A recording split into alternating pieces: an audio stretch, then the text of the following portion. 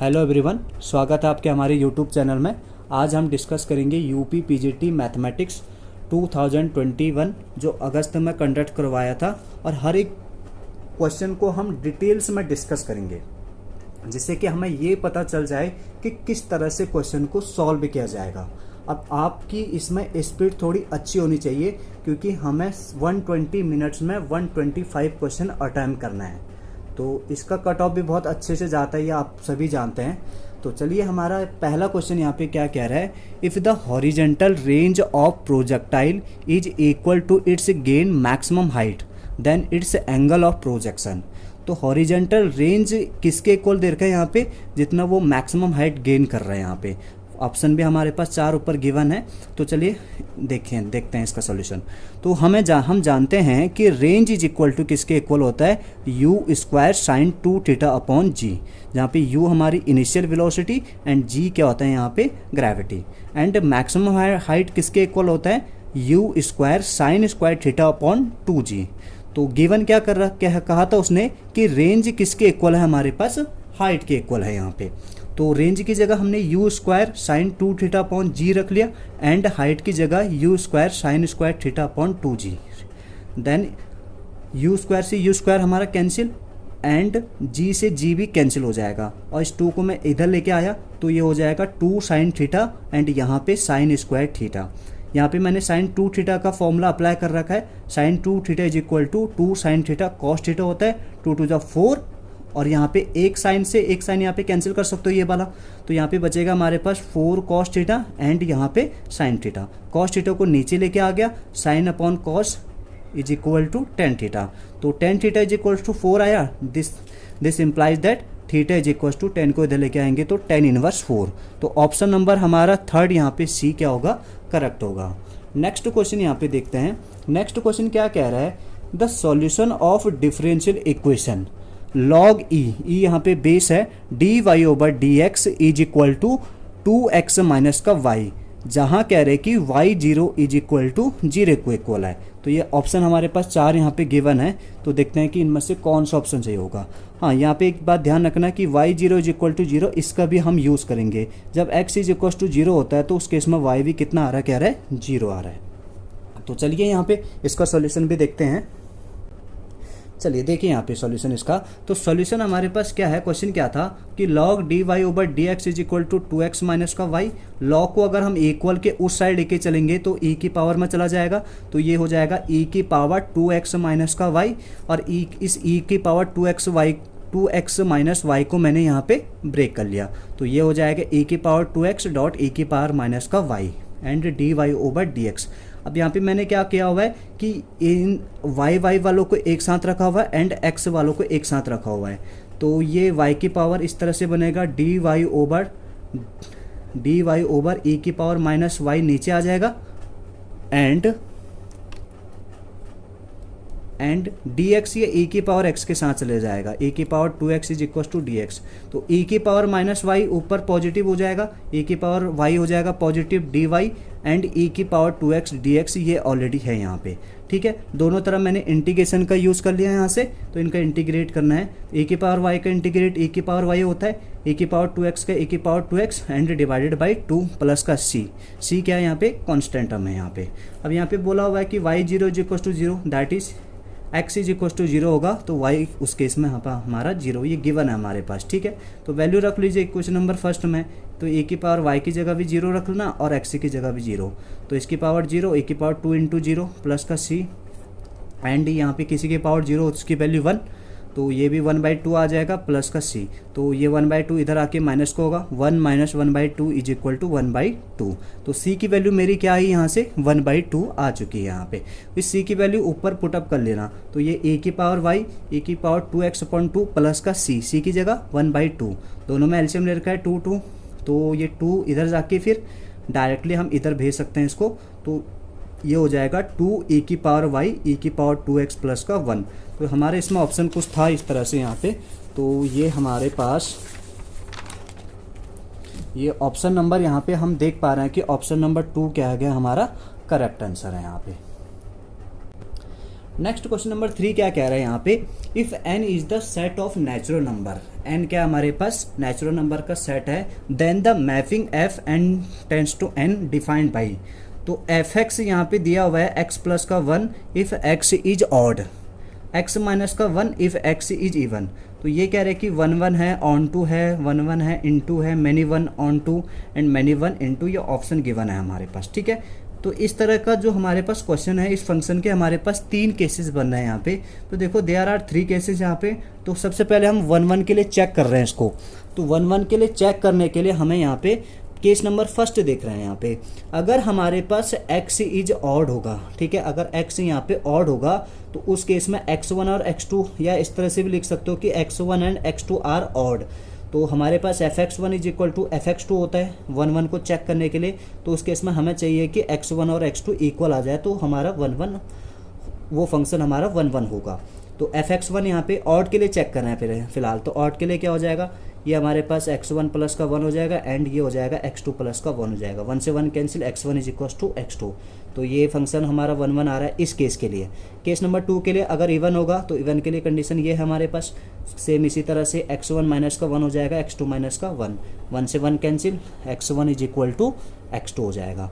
ठीक है, case number 3 क्या है, अगर मान के चलो कि x1 ऑड है और x2 क्या हमारे पास इवन है, सपोज दैट कि इस तरह से हम केस नंबर 3 लेके चल रहे हैं, तो fx1 is equal to fx2 लेके चलेंगे। दिस इंप्लाइज दैट, देखो x1 क्या हमारे पास ऑड है, तो ऑड के लिए कंडीशन क्या आती है, x प्लस का 1, तो ये हो जाएगा x1 प्लस का 1।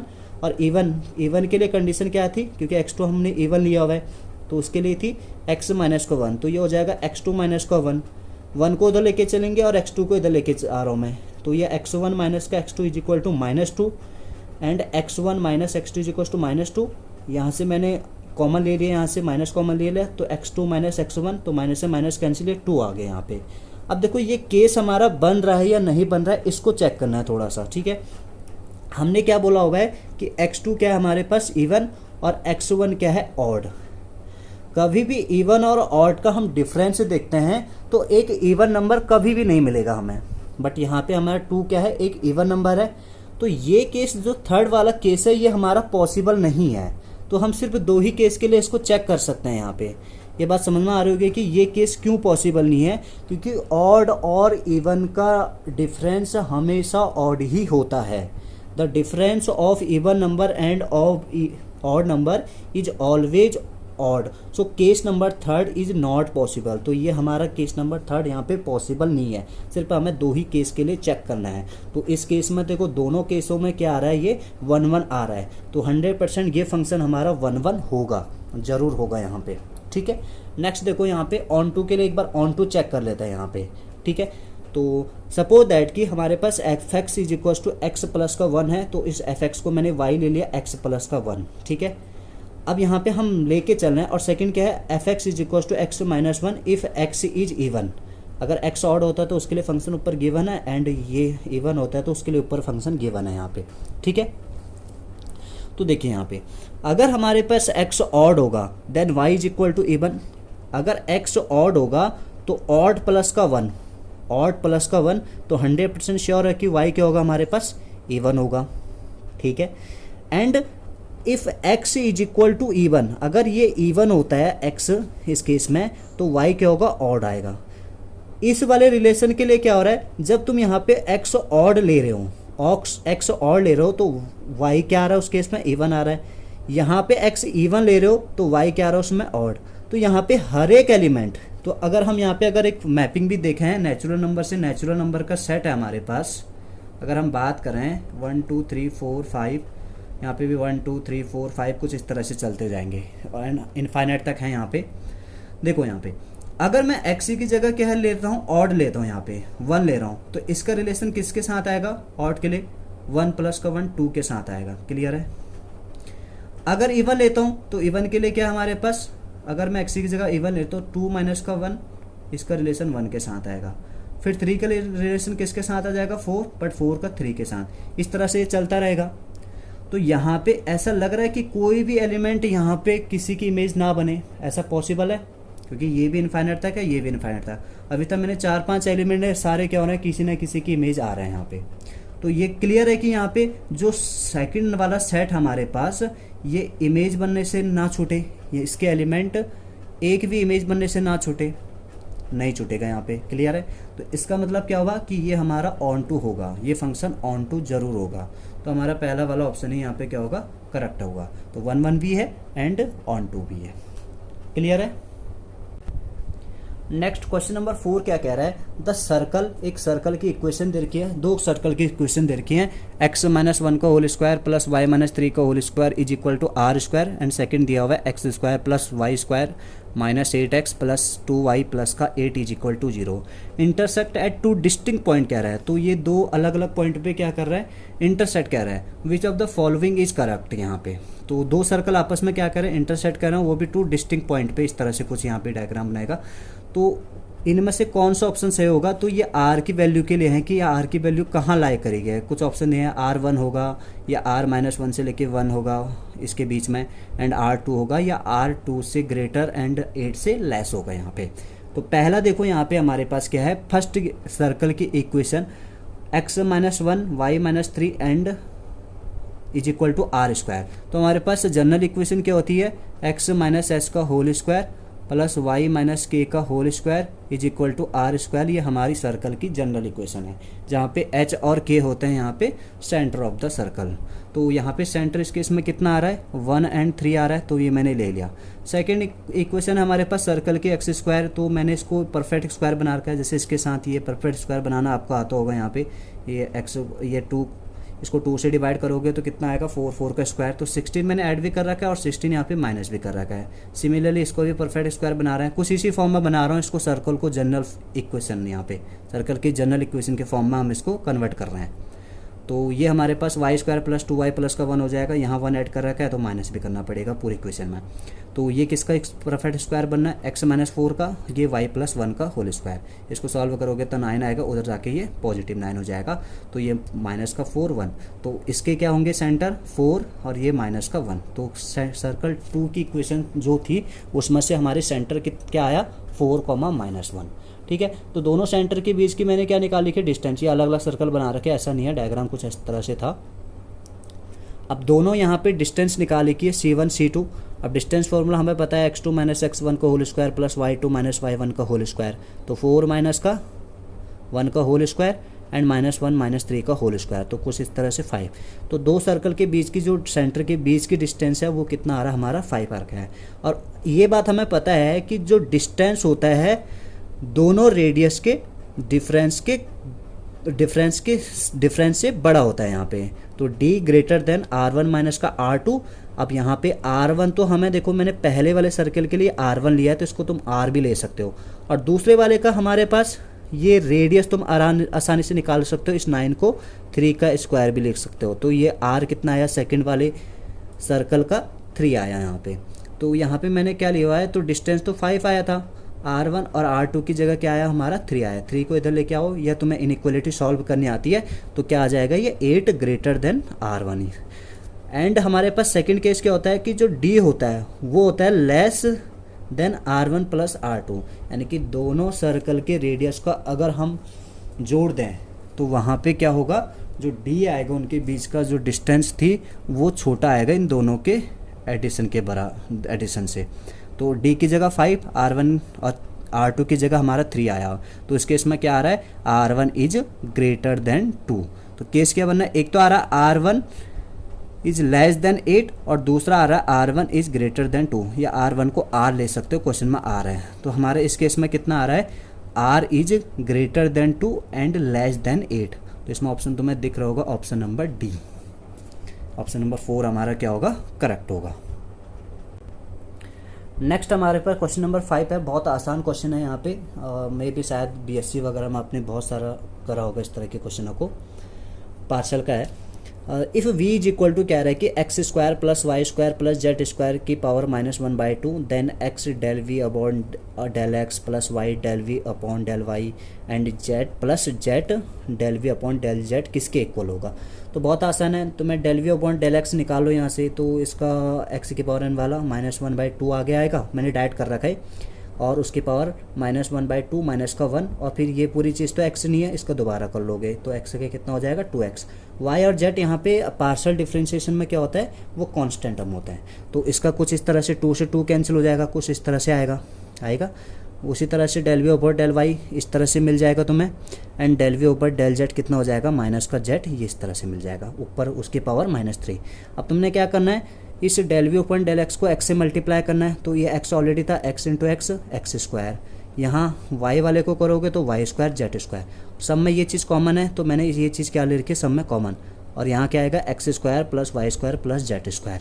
सेम चीज़ें बननी है दोनों, इसकी पावर 1 है, दोनों की पावर को ऐड कर लोगे तो कितना आ जाएगा -1/2, और -1/2 इक्वेशन में क्या आता है, इसी की वैल्यू कितनी थी, v थी, आगे से माइनस चला है तो ये v हो जाएगा, हम माइनस हुए, तो ऑप्शन नंबर सेकंड हम थर्ड यहाँ पे हमारा करेक्ट आंसर हो जाएगा। क्लियर है, बहुत आसान क्वेश्चन है। नेक्स्ट क्वेश्चन नंबर हमारे पास 6 कह रहा है, let G be a group of order 30 and let A and B normal subgroup of order 2 and 5 respectively, then order of G upon A B का order क्या होगा कह रहे हैं यहाँ पे। ठीक है, तो बहुत आसान क्वेश्चन है ये भी। If G is a finite group and H is a normal subgroup, तो ये हम जानते हैं कि order of G upon H क्या होता है, order of G upon order of H. H की जगह यहाँ पे प्रोडक्ट ऑफ 2 सब ग्रुप दिया हुआ है, नॉर्मल सब ग्रुप। ठीक है, तो उसके लिए भी हमें एक फॉर्मूला पता है कि ऑर्डर ऑफ ए बी किसके इक्वल होता है, order of A dot order of A B upon order of A intersection B. अब यहाँ पे क्वेश्चन में एक चीज़ ध्यान रखना है कि इस क्वेश्चन में हमें ये नहीं दिया हुआ है कि इनमें कितने एलिमेंट कॉमन हैं, जो 2 हमारे पास नॉर्मल सब ग्रुप हैं इसमें कितने एलिमेंट हैं। तो ये कॉमन ना देने का मतलब यहाँ पे मैंने 1 ले रखा है इसका ऑर्डर। ठीक है, बाकी ऑर्डर ऑफ ए और ऑर्डर ऑफ बी का तो मैं वैल्यू दी हुई है, तो टोटल इसका ऑर्डर कितना आ जाएगा, 10 आ जाएगा यहाँ पे। इस फॉर्मूले में अप्लाई कर लो, यहाँ पे ये क्या हो जाएगा, order of G upon order of A B, G का ऑर्डर 30 और इसका कितना दिया हुआ है 10 दिया, तो इसका ऑर्डर कितना हो जाएगा 3 हो जाएगा। ऑप्शन नंबर सेकंड इसका करेक्ट। नेक्स्ट क्वेश्चन है हमारे पास क्वेश्चन नंबर 7, क्या कह रहा है, if x is equal to log sec theta plus का tan theta, then cos hyperbolic x is equal to, तो cos हाइपरबोलिक x किसके इक्वल होगा। हम जानते हैं कि cos हाइपरबोलिक x किसके इक्वल होता है, e की पावर x प्लस e की पावर -x अपॉन 2। हमें क्वेश्चन में गिवन था कि x log sec theta plus का tan थीटा, log को इस साइड लेके आएंगे तो e की power x sec theta plus का tan थीटा। मुझे e की पावर x की वैल्यू तो मिल गई, मुझे e की पावर -x की वैल्यू चाहिए। अब उसके लिए भी हम देखो कुछ लेके आएंगे यहाँ पे। ये हम जानते हैं कि 1 + tan square theta is equal to sec square theta, तो sec square theta minus tan square theta is equal to 1 हो जाएगा। ठीक है, इसमें a स्क्वायर मैंने b स्क्वायर का फॉर्मूला यूज कर रखा है, तो a + b and a - b sec theta plus tan theta sec theta minus का tan theta is equal to 1 हो जाएगा यहाँ पे। ठीक है, तो sec theta plus tan theta की वैल्यू हमें यहाँ से क्वेश्चन नंबर 2 में देख लीजिए, इक्वेशन नंबर 2 में, तो इसकी वैल्यू क्या है, e की पावर x है, तो इसकी जगह e की पावर x और ये sec theta minus tan theta, e की पावर x नीचे डिवाइड में आ जाएगा, तो यहाँ sec theta minus tan theta 1 upon e की पावर x, ऊपर आके e की पावर -x। मुझे e की पावर x की वैल्यू भी मिल गई एंड e की पावर -x की वैल्यू भी मिल गई। इस इक्वेशन में पुटअप कर दो, तो cos hyperbolic x is equal to e की पावर x की वैल्यू sec थीटा प्लस का tan थीटा एंड e की पावर -x की value sec theta minus tan theta, तो 10 से 10 कैंसिल हो गया, 2 sec थीटा, तो 2 से 2 भी कैंसिल, cos हाइपरबोलिक x किसके इक्वल होता है, sec थीटा के। ऑप्शन नंबर डी हमारा करेक्ट हो जाएगा। आई होप क्लियर हो। देखो ये क्वेश्चन थोड़ा आसानी से करने की कोशिश है बस आपके लिए। नेक्स्ट क्वेश्चन नंबर 8 हमारे पास क्या कह रहा है कि a particle moves along a curve with parametric equation x is equal to t cube minus 2, y is equal to t square plus t and z is equal to 2t plus का 1, then component of its acceleration at x is equal to 1 in the direction of i minus j plus का k। तो यहाँ पे acceleration का component क्या होगा, यहाँ पे शायद सॉरी यहाँ पे ऑप्शन लिखना भूल गया, बट इसका आंसर आप देख लीजिए कि किस तरह से हम सॉल्व कर सकते हैं। ठीक है, तो सबसे पहले हम एक वेक्टर लेके चलेंगे यहाँ पे, एक ये वेक्टर हमने इसके अकॉर्डिंग आर वेक्टर लिया हुआ है, तो इसको हमने जो इक्वेशन दिए थे यहाँ पे, तो उसके अकॉर्डिंग हमने एक वेक्टर कंसिडर कर लिया। इस तरह से यहाँ पे वेक्टर इस तरह से कंसिडर किया जाता है, तो इस तरह से हमारे पास लिख सकते हैं एक्स आई प्लस का वाई जे प्लस जेड के, यहाँ पे इस तरह से लिखा हुआ है। एक्स की वैल्यू ऊपर से पुटअप कर लेना। वेक्टर वेलोसिटी हम कैसे निकालते हैं, इसी वेक्टर को हम क्या कर लेते हैं, टी के रिस्पेक्ट में डिफ्रेंशिएट कर लेते हैं, तो ये रिजल्ट मिलेगा। और टी किस पे कह रहा है कि टी इज इक्वल टू 1 पे, तो टी की जगह 1 रखना, तो एक तुम्हें यहाँ पे वेलोसिटी वेक्टर मिल जाएगी, यहाँ पे वेक्टर वेलोसिटी मिल जाएगी। ठीक है, अब एक्सेलरेशन क्या होता है, यहाँ पे एक्सेलरेशन इस वेलोसिटी को डिफ्रेंशिएट कर लीजिए। और तो इसी को हमने क्या कर रखा है, यहाँ पे डिफ्रेंशिएट कर रखा है 60 माइनस का आई प्लस 2j, ये तो जीरो हो जाएगा यहाँ पे। ठीक है, कुछ चीज़ है नहीं, तो यहाँ से एक्सेलरेशन भी मिल जाएगा एक टी इज इक्वल टू 1 पे, तो एक्सेलरेशन भी आ जाएगा हमारे पास, एक वेक्टर आ जाएगा एक्सेलरेशन वेक्टर।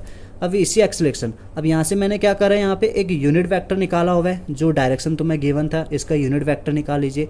तो r अपॉन मॉड r इसका होता है फॉर्मूला, तो ये हमारे पास यूनिट वेक्टर आ चुकी है। ठीक है, हमें ये तो निकालने की ज़रूरत नहीं है, वैसे ये निकालना है क्योंकि उसने कंपोनेंट ऑफ एक्सेलरेशन पूछा हुआ है। तो एक ही जगह आप रख लीजिए, यहाँ पे एक ही वैल्यू 6i प्लस का 2j है, एंड यूनिट वैक्टर यहाँ पे हमारे पास, इसको यूनिट वैक्टर को a ले लीजिए r की जगह। ठीक है, तो यहाँ पे हमारे पास यूनिट वेक्टर i माइनस 2 है, तो यहाँ पे डॉट प्रोडक्ट 6i माइनस का 2j, के साथ है नहीं तो जीरो हो जाएगा, अपॉन √3, 6 माइनस 2 4 अपॉन √3। तो यहाँ पे कुछ ऑप्शन थे, यहाँ पे देख लेना, ये इस क्वेश्चन का ऑप्शन मैंने लिखे नहीं है। आई होप कि ये क्लियर हो। क्वेश्चन नंबर 9 क्या कह रहे हैं यहाँ पे, x² plus x plus 1 is equal to 0, then the equation whose roots are alpha की पावर 7 एंड बीटा की पावर 4 इज। तो अल्फ़ा की पावर 7 एंड बीटा की पावर 4 के लिए यहाँ पे कौन सी इक्वेशन है, तो 4 ऑप्शन दिए हुए हैं, ऑप्शन नंबर डी इसका करेक्ट है। देखो इसका सॉल्यूशन देखते हैं, तो सॉल्यूशन देखते हैं कि हम इसको किस तरह से सॉल्व कर सकते हैं। हमें गिवन इक्वेशन है x² plus x plus 1, let इस इक्वेशन के जो रूट हैं वो अल्फ़ा और बीटा लेके चल रहे हैं हम यहाँ पे। ठीक है, एक यहाँ पे हमें पता है कि क्यूब रूट ऑफ यूनिटी क्या होता है, यहाँ पे 1 ओमेगा स्क्वायर 1 के यहाँ पे, तो हम मान के चलना है कि यहाँ पे let alpha is equals to omega के बराबर है and beta is equals to omega square के बराबर है। यहाँ पे एक क्यूब रूट को है ना, तो 2 ही लेके चलना है। तो इनका सम क्या होता है, अल्फा प्लस का बीटा, तो ये हो जाएगा ओमेगा प्लस को ओमेगा स्क्वायर, और ये हम जानते हैं कि omega plus omega square is equal to -1 होता है यहाँ पे। And alpha beta omega into omega square, तो ओमेगा क्यूब आएगा, और ओमेगा क्यूब की वैल्यू कितनी होती है, 1 होता है। क्या बोला था उसने, अल्फा की पावर 7 प्लस बीटा की पावर 7 के अगर उनके रूट अगर ये हैं तो उसके लिए इक्वेशन क्या होगी। तो हमें एक फॉर्मूला पता है ना, तो अगर sum of root and product of root अगर गिवन हो तो उसके लिए फॉर्मूला हमारे पास ये होता है x² minus sum of root x plus product of root. तो मैं इसी के लिए ये सम ऑफ रूट निकाल रहा हूँ इसका। तो अल्फा की जगह क्या हमारे पास ओमेगा, तो ओमेगा की पावर 7, बीटा की जगह क्या हमारे पास ओमेगा स्क्वायर, तो ओमेगा स्क्वायर की पावर 4 हो जाएगा, ओमेगा की पावर 7, ओमेगा की पावर 8। ओमेगा स्क्वायर इसको मैंने ब्रेक कर रखा है यहाँ पे, ओमेगा स्क्वायर, तो ओमेगा की पावर 6 हो जाएगा ये, and multiply by omega, omega की पावर 7 हो गया, ओमेगा की पावर 8 को भी ब्रेक कर लीजिए, 3 की पावर 2 एंड ओमेगा स्क्वायर।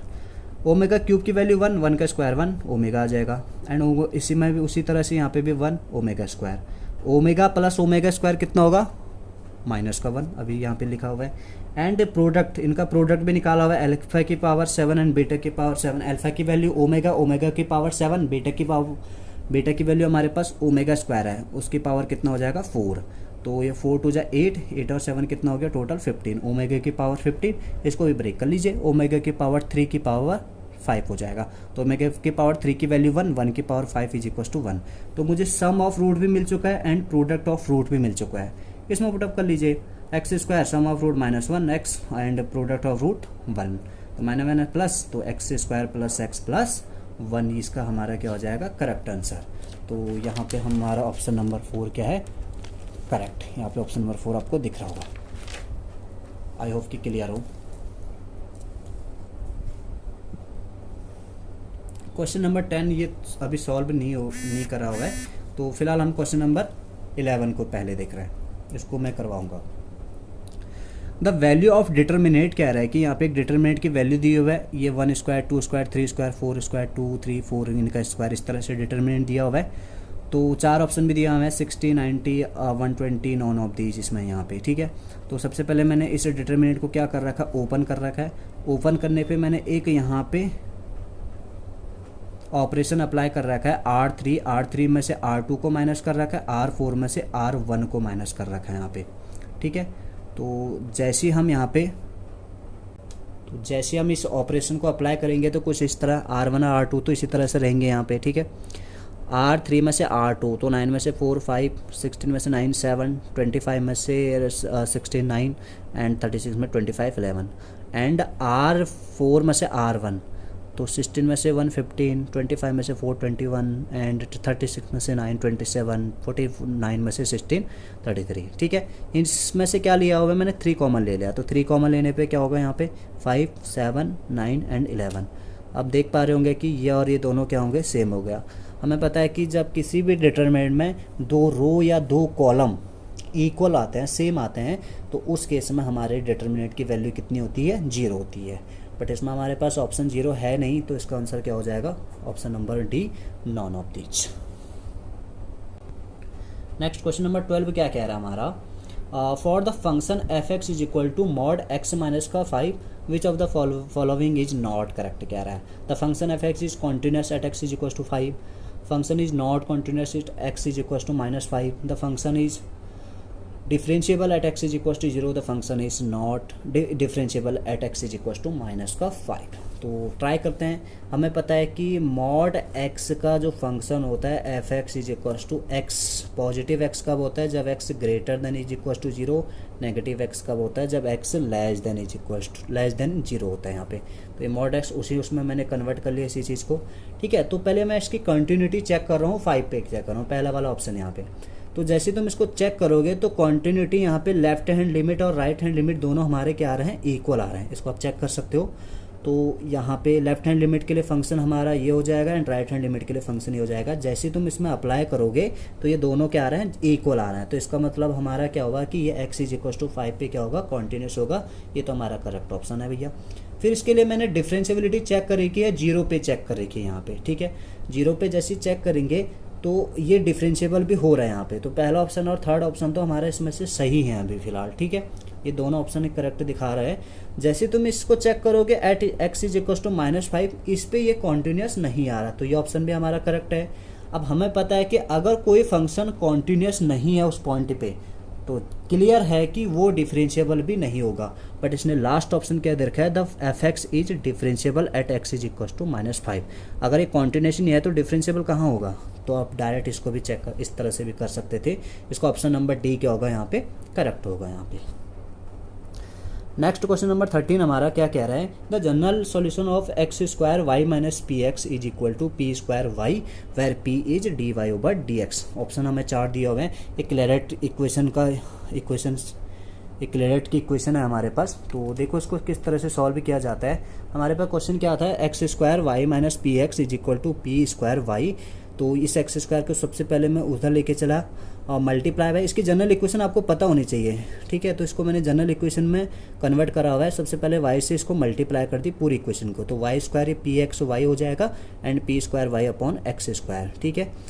तो उसके बाद इस चीज़ को मैं उधर लेके चला गया, पॉजिटिव नेगेटिव है तो पॉजिटिव हो गया, ठीक है। अब मैंने क्या करा हुआ है यहाँ पे, p की वैल्यू तो हमें पता है, जैसे देखो यहाँ पे मैंने ये पहले ये लिखा हुआ है इस बार, तो इसको मैं इस तरह से लिख सकता हूँ पी वाई अपॉन एक्स को होल स्क्वायर। तो ये मैंने ये लिख लिया। इसको क्या लिख सकते हैं, पी वाई अपॉन एक्स, इसी में एक्स से मल्टीप्लाई भी कर रखा है, इसी में एक्स से डिवाइड भी कर रखा है। तो x into x, x square उसको बाहर लिखा हुआ है और डिवाइड बाई एक्स।